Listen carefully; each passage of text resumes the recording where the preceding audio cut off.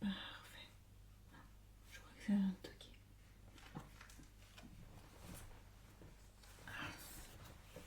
Je vais mettre ça. Vous pouvez entrer. Bonjour.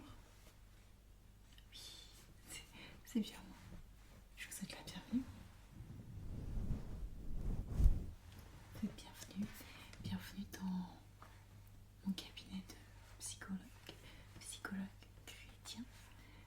Oui, enchantée également. Donc, je suis votre psychologue, Madame Étoile, et je vous souhaite la bienvenue dans ce cabinet de psychologue chrétien. C'est vrai qu'on peut se poser la question de pourquoi psychologue chrétien, c'est-à-dire que nous allons parler de l'état de votre âme en gardant un appui biblique.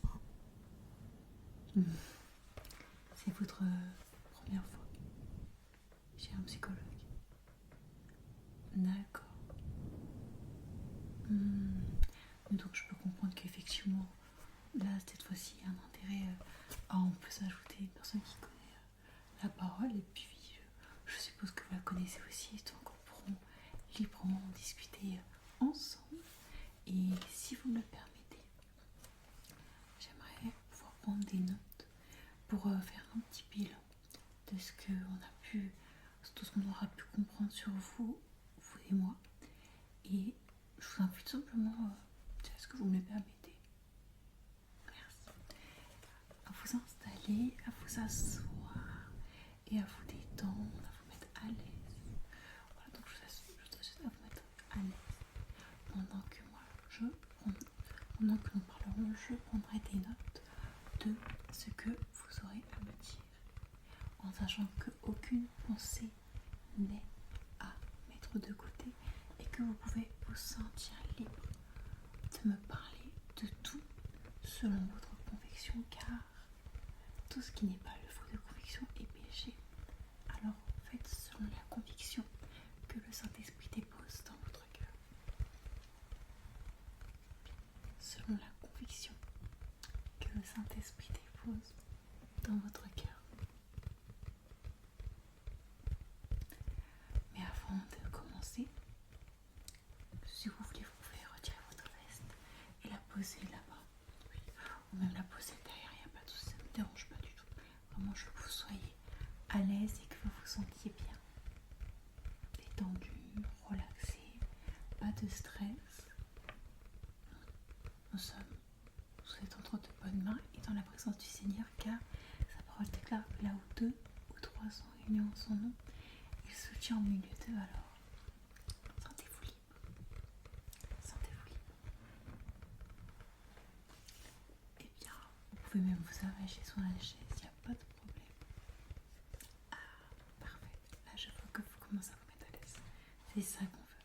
Mais avant de commencer la petite prise de notes et de parler, j'aimerais qu'on puisse tout simplement, tous les deux, prier afin de recommander ces moments entre les mains du Seigneur, afin que toutes les solutions et tout ce qui pourra être dit puisse être inspiré de lui et que nous puissions aller ensemble face aux problèmes directement. Face aux problèmes directement. D'accord? Ok. Je vais vous poser mon cahier et je vais vous inviter à fermer les yeux. Oui, vous pouvez fermer les yeux et vous sentir libre de prier dans votre cœur ou de prier en chuchotant ou de la manière dont il vous plaira le plus de le faire, de la manière dont vous vous sentirez à l'aise, pendant que je prierai à voix haute pour inviter la présence du Seigneur dans cette première consultation ensemble. Voilà, je vous laisse fermer les yeux. Et je vais les fermer également.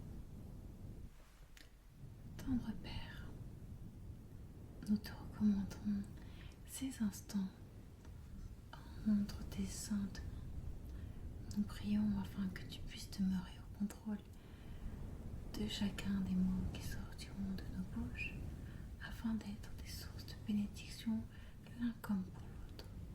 Que cette première séance puisse être dirigée seulement et uniquement par toi.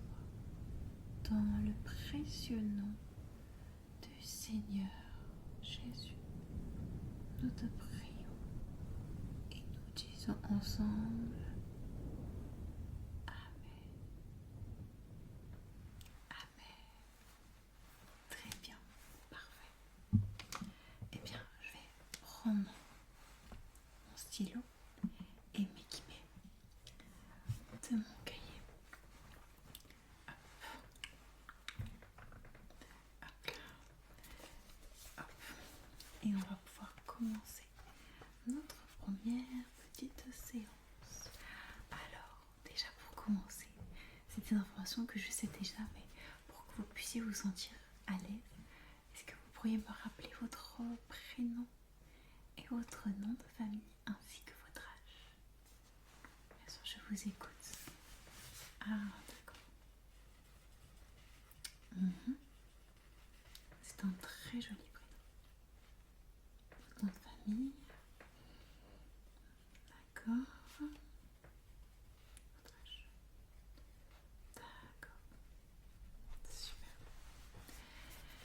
Et donc, vous préférez me parler librement de la raison de votre venue ou que je vous pose des questions afin de pouvoir entrer davantage en profondeur sur votre venue? D'accord, vous préférez les questions. Il n'y a vraiment pas de problème, ça ne me dérange pas. Je peux comprendre que pour une première visite, le fait de vous laisser la parole peut seulement vous mettre à l'aise, mais je préfère demander quand même au cas où. D'accord. Donc, ma première question serait comment est-ce que vous pourriez me décrire votre enfance? Comment est-ce que vous l'avez vécu? Est-ce que vous étiez en Christ? Votre famille était-elle en Christ quand vous étiez plus jeune ou non? Est-ce qu'il y a des bons souvenirs que vous aimeriez me partager ou des peut-être moins bons souvenirs? Voilà, vraiment tout ce qui est lié à votre jeunesse, à votre enfance, tout ce dont vous pouvez vous rappeler. Je note tout. On pourra rebondir sur toutes choses. Ne vous inquiétez pas, vraiment, sentez-vous libre. Et dites-vous qu'on n'est pas trop confessionnal, mais qu'on est là pour trouver une solution à apporter sur des problèmes qui pourraient être présents. Donc, je vous laisse la parole.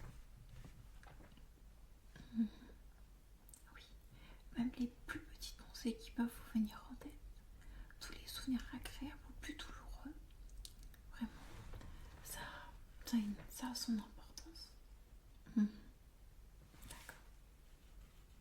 On va commencer par un bon souvenir.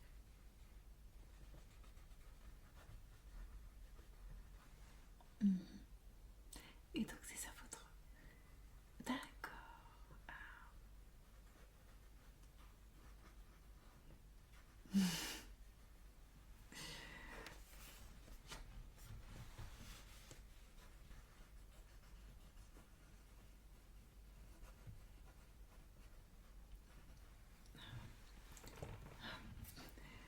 Non, ne vous arrêtez pas, c'est qu'il pleut beaucoup en ce moment. Ça m'impressionne que vous ne savez pas arriver mouillé. Mais pardon, je vous laisse continuer. D'accord. Ah. Et donc ce jour-là, vous avez ressenti beaucoup de joie. C'est pour ça que ça vous est resté ancré dans la mémoire, en fin de compte. D'accord.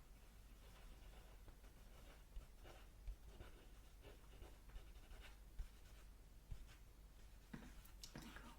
Et dans ces situations, vous vous sentiez en sécurité auprès des vôtres ou ça pouvait vous arriver de vous sentir un peu moins en sécurité, un peu plus mal à l'aise ou quelque chose similaire?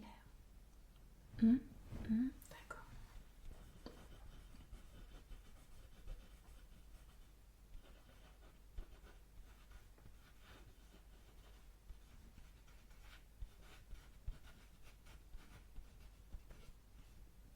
Mhm. D'accord.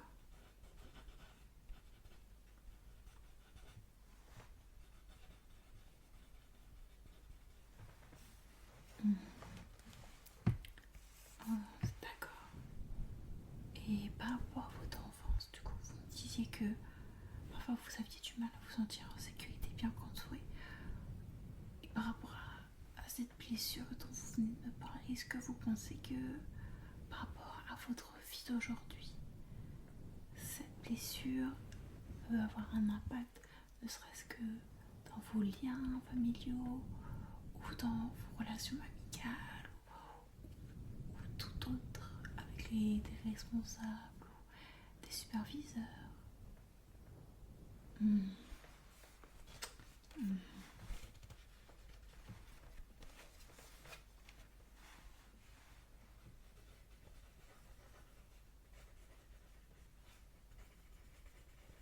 Hmm. Et donc, ça engendre quand même une certaine forme de frustration, si je puis me permettre. Mhm.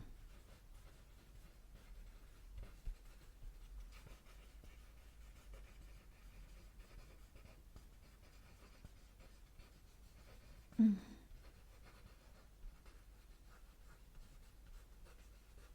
Et donc, c'est cette même frustration qui peut vous pousser à agir de manière peut-être impulsive dans vos relations. C'est ça, d'accord. Mhm.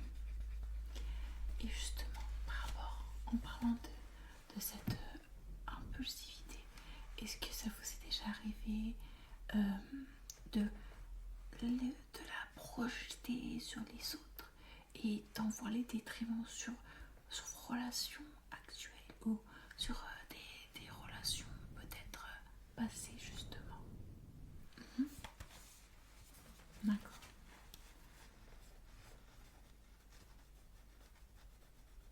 Mhm.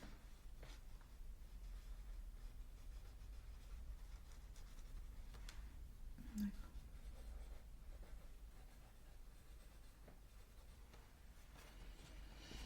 Ok. Oh, mais non, mais il faut.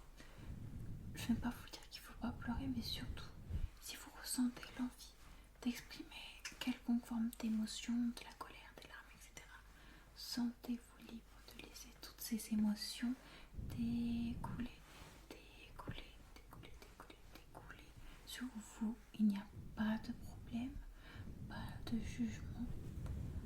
Je ne suis pas là pour vous juger, mais pour vous aider en laissant le Saint-Esprit agir au travers de moi. Mais je crois également que par votre vécu et votre histoire, le Saint-Esprit peut également agir au travers de vous pour me bénir moi. C'est vous qui êtes très gentil.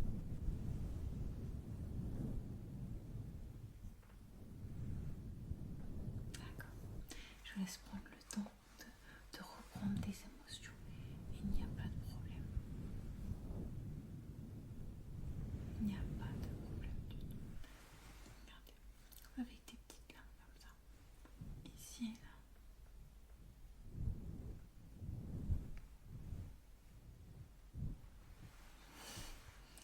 D'accord. Et du coup, si je puis me permettre, je pose le stylo pour l'instant pour prendre des notes après, mais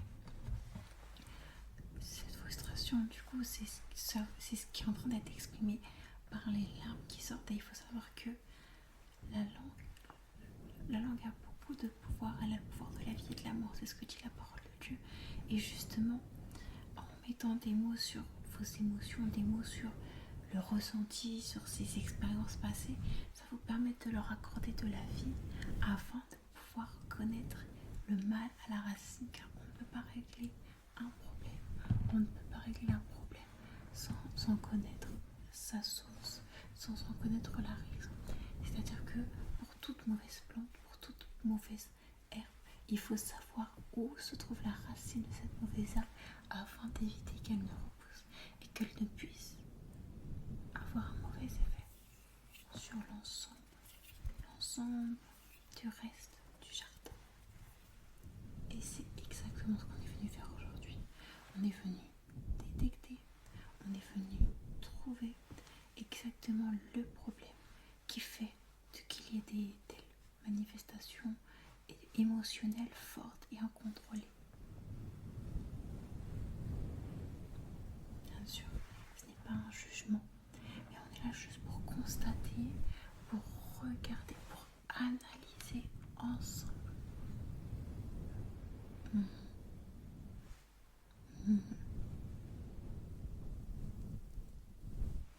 Parfois, c'est ça, c'est que en fait, il y a les réalités du psychique, du côté psychologue, du côté de l'âme, mais en tout et pour tout, il est important de se souvenir que le Saint-Esprit parle également et que le Saint-Esprit n'est pas seulement là pour convaincre du péché. C'est bien d'avoir conscience que parfois dans votre attitude qui peut parfois heurter les autres, heurter ceux que vous aimez, que ce soit bien, oui, de reconnaître cela, mais il n'est pas bien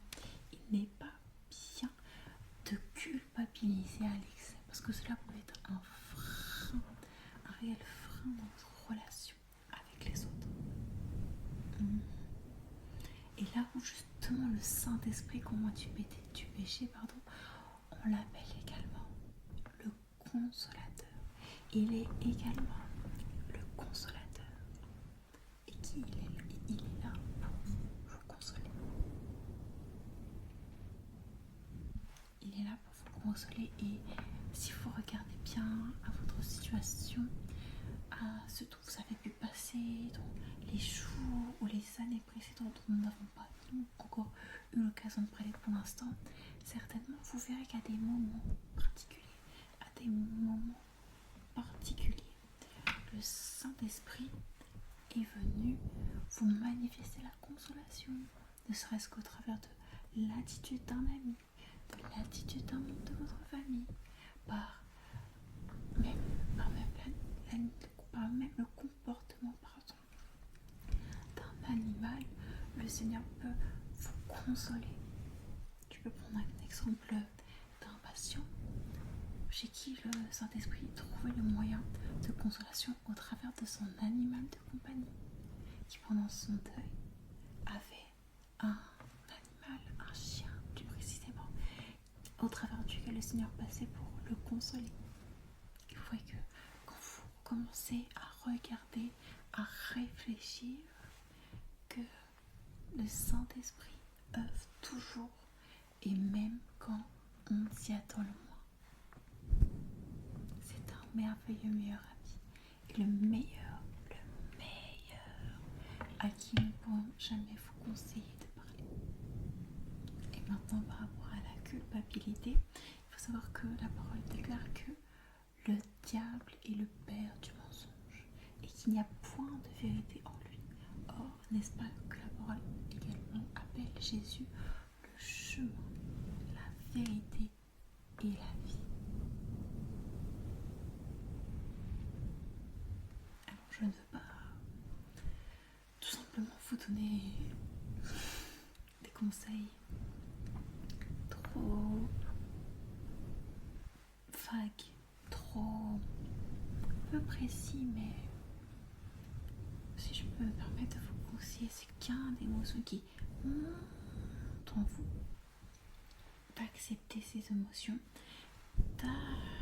d'accepter ce ressenti, d'accepter tout cela, et non pas de les intérioriser, mais de les prendre et de les laisser s'exprimer avec votre Dieu.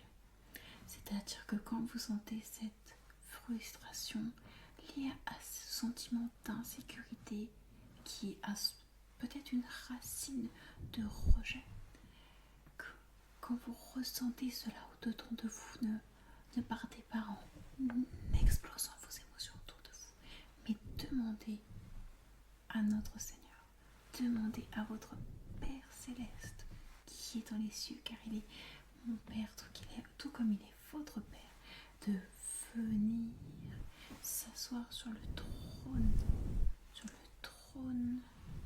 de votre cœur, afin qu'il puisse venir siéger, régler et vous aider à contrôler chacune de vos émotions. C'est bien cela. Oui, totalement. Ça, c'est un point très intéressant que vous notez, que je me permets aussi de noter également, ce qui est très intéressant.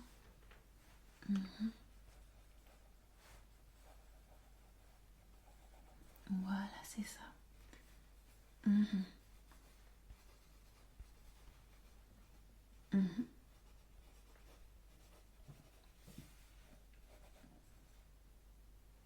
D'accord.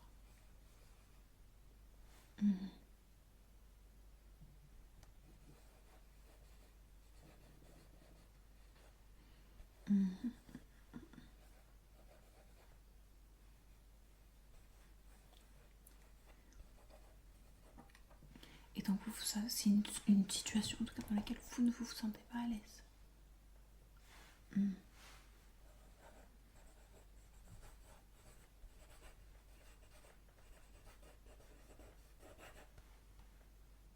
D'accord.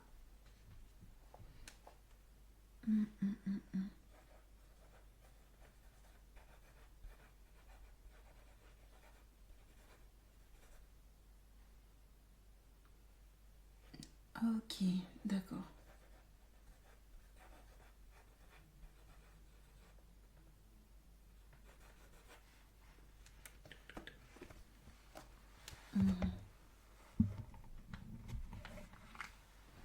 D'accord. En tout cas, sachez que pour tout, il n'y a pas d'émotions qui ne doivent être intériorisées à l'excès. C'est cela, c'est bien cela. Oui. La patience fait partie des fruits de l'esprit, mais pour pouvoir inviter la patience à venir dans votre vie, vous devez être capable de vous asseoir, de vous concentrer et de demander au Seigneur: Père, j'observe de l'impatience. Enlève-moi cette mauvaise racine et remplace-la par le fruit de la patience, par ton fruit de l'esprit. Parce que oui, il faut voir cela comme un arbre. Vous êtes un arbre. C'est un arbre qui pousse. Un arbre qui pousse dans la présence de Dieu. Et parfois, par rapport à nos comportements, aux situations auxquelles nous avons à passer, à traverser, de mauvais arbres, de mauvais fruits peuvent sortir parce que des situations viennent pour non pas nous empoisonner, mais pour atteindre à l'efficacité de la pousse de notre arbre qui est nous-mêmes dans la fructification des fruits et des semences qui auront été déposées en nous. Et c'est-à-dire que parfois il pourrait y avoir le doute, la culpabilité, l'impatience, la colère qui pourrait prendre trop de place sur l'arbre de nos émotions, sur l'arbre que nous sommes, alors que nous sommes appelés à manifester les 7 fruits de l'esprit. C'est bien cela. Oui, c'est bien cela. Et justement, comme je le disais tout à l'heure, lorsque vous vous insérez dans la présence de Dieu, c'est lorsque vous remarquerez que l'impatience est présente que vous pourrez demander au Seigneur d'enlever ce fruit de votre arbre, afin que par cette racine qui sera coupée, que le fruit de la patience pourra pousser par-dessus, qui pourra pousser par-dessus. Et alors vous verrez que les fruits qui étaient provenus du comportement via la chair seront remplacés par ceux de l'esprit, parce que vous l'aurez invité à faire en vous ce travail, à faire en vous le travail de gérer les pics d'émotions et de les localiser, de les comprendre et de savoir pourquoi est-ce qu'elles sont lieu afin de pouvoir traiter la cause du problème et non pas seulement le problème. Car bien souvent, le problème de beaucoup d'entre nous, chrétiens, tout comme nous, chrétiens, nous avons tendance à chercher à régler le problème sans localiser la cause. Or, en réglant un problème plusieurs reprises, sans régler la cause, le problème revient, il revient, il revient, il revient, il revient, il revient encore et encore. Or, quand nous réglons la raison, la cause même de ce problème, vous voyez que là, le problème disparaît. Le problème disparaît.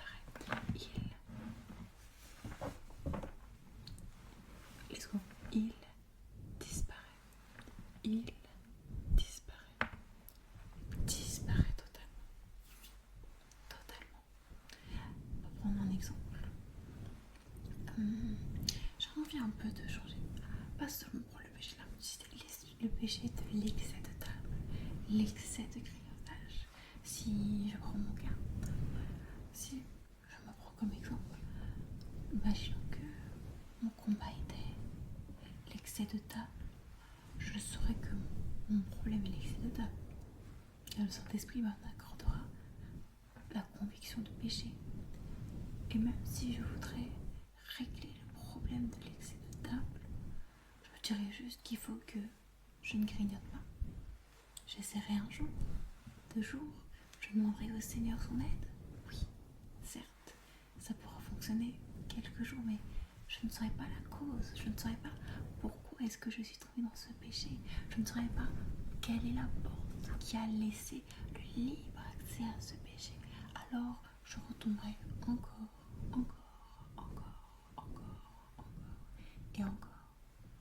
Alors que si je décide de m'asseoir dans la présence de Dieu et de chercher à comprendre pourquoi est-ce que je commets ce péché, quelle est la porte que j'ai ouverte, peut-être que c'est l'ennui, peut-être que c'est l'achat en excès, l'excès de tentation dans mes achats, peut-être que c'est du stress, peut-être que c'est la manifestation de mes émotions refoulées. Et alors si je règle cela, si je règle mes émotions refoulées, si je règle mes achats trop tentants, si je règle mon stress, si je règle mon ennui, alors je n'aurai plus lieu, plus de porte ouverte à ce péché en particulier. Et ainsi la porte sera fermée. Elle sera fermée par la grâce de Dieu. Et parce que Dieu est notre Créateur, qu'il nous connaissait avant même que nous soyons conçus dans le ventre de notre mère, il nous connaît mieux que nous-mêmes. Il saura exactement nous dire quelle est la porte qui est actuellement ouverte, la porte que nous gardons ouverte, afin que nous puissions librement la refermer.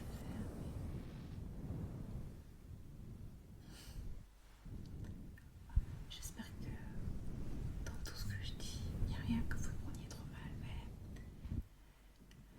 j'aimerais que l'on puisse prier. Que l'on puisse prier ensemble par rapport à ces problèmes de sécurité, par rapport à ces problèmes d'impatience, et ces problèmes, et par rapport principalement aux causes, que le Seigneur puisse vous révéler la cause de ces problèmes, la cause de comment est-ce que ces problèmes ont eu à prendre place, quelle est la porte ouverte qui est actuellement en service pour que ces choses puissent continuer de vous déranger, car il faut garder conscience que le Seigneur nous donne sa paix, non pas comme le monde la donne. Le monde peut donner une paix qui est partielle, qui ne satisfait que de quelques jours, mais la paix du Seigneur dure pour l'éternité. Il dure pour l'éternité. Elle dure pour l'éternité.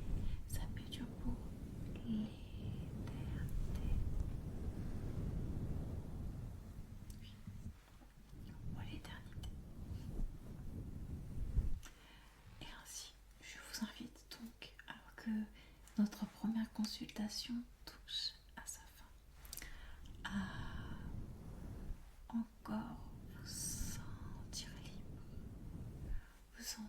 libre de fermer les yeux, vous sentir libre de fermer les yeux. Et nous allons prier ensemble afin de demander au Seigneur de pouvoir être vous, de recevoir d'être vous ce Père qui vous connaît mieux que vous-même et qui est prêt à vous aider à vous connaître mieux vous-même. Répétitif, mais véridique. Et alors même que vous fermez les yeux, je vous laisse tout simplement imaginer, je vous laisse tout simplement visualiser que vous êtes assise, assis dans un fauteuil noir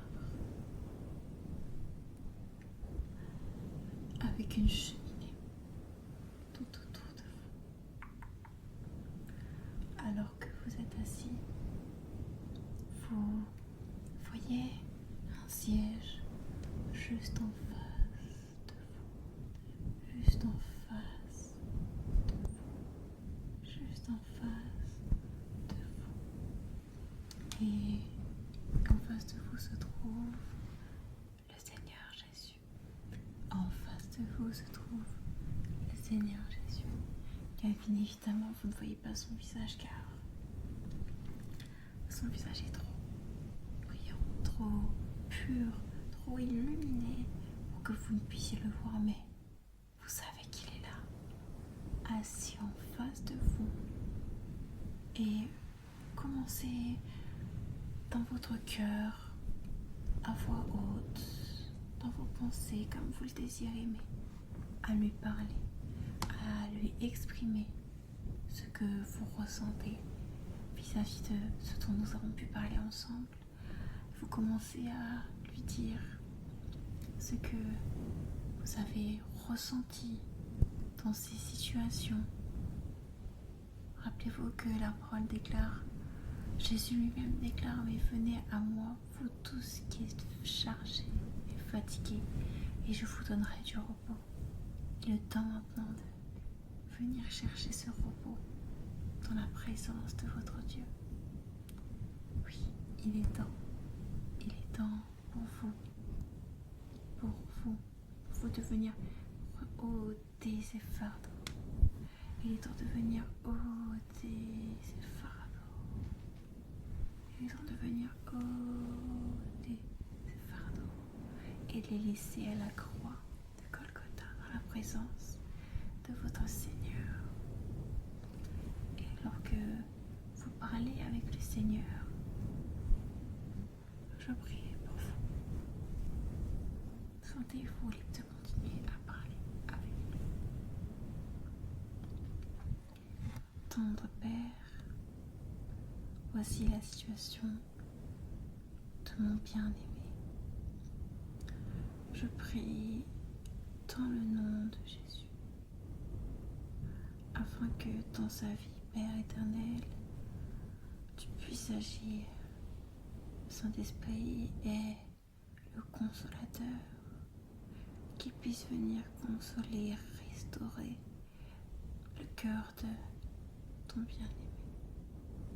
Mais également, Père éternel, que tu puisses révéler la source même, la cause, la porte ouverte de chacun de ces problèmes, afin que ensemble vous puissiez régler, Père éternel, non pas les problèmes de manière temporaire, mais de manière définitive. Qu'aucun esprit impur ne puisse jamais retrouver cette porte ouverte dans le nom de Jésus, mais que par ta grâce elle puisse demeurer fermée à jamais. Oui, Père, viens accomplir ta volonté dans la vie de ton Fils, dans la vie de ta fille. Tu es un Dieu bon, un Dieu miséricordieux, un Dieu qui ne manque pas d'agir et de toucher le cœur. Oui, Père éternel, dans la triple dimension du corps humain, tu es celui qui a créé l'âme et tu nous promets ta paix. Que son âme puisse être remplie de la paix que tu promets, non comme le monde la donne, mais la paix que toi, tu nous donnes. Que les sources de la vie puissent couler dans la vie, dans sa vie, Père éternel. Et je te fais confiance. Je crois que certainement, tu vas lui faire du bien. Et que des témoignages découleront de ton action dans sa vie. Je te remercie pour sa venue dans cette première consultation. Je prie que ta volonté se fasse. S'il faut qu'il y en ait d'autres ou non, que ce soit ta volonté, Père, inconjuguée à la sienne. Je te recommande sa vie entre tes mains et je te remercie de ce que tu vas continuer de faire, car tu ne manques pas d'agir. Reçois l'honneur et l'adoration dans le nom de Jésus-Christ. Et nous disons Amen, Amen, Amen. C'était un plaisir de vous recevoir pour cette première consultation. N'ayez crainte, tout est noté ici. Je ne vais pas vous montrer ce que j'ai noté, mais tout est noté ici et rien ne sera perdu. Et sachez en tout cas que si vous désirez une éventuelle deuxième consultation ou non, c'est vraiment libre selon la conviction que le Saint-Esprit vous aura donnée. En tout cas, vous restez le bienvenu au milieu de nous et ce fut un plaisir. Je vous souhaite donc une bonne suite de semaine, une bonne journée, une bonne soirée et que Dieu vous bénisse. Vous êtes bénis et notre Dieu n'est pas un homme pour mentir. N'ayez crainte dans chacune des situations que vous aurez à traverser. Il ne manquera pas de vous faire du bien. Et quant à moi, il ne me reste plus qu'à vous dire à bientôt. À bientôt. À bientôt.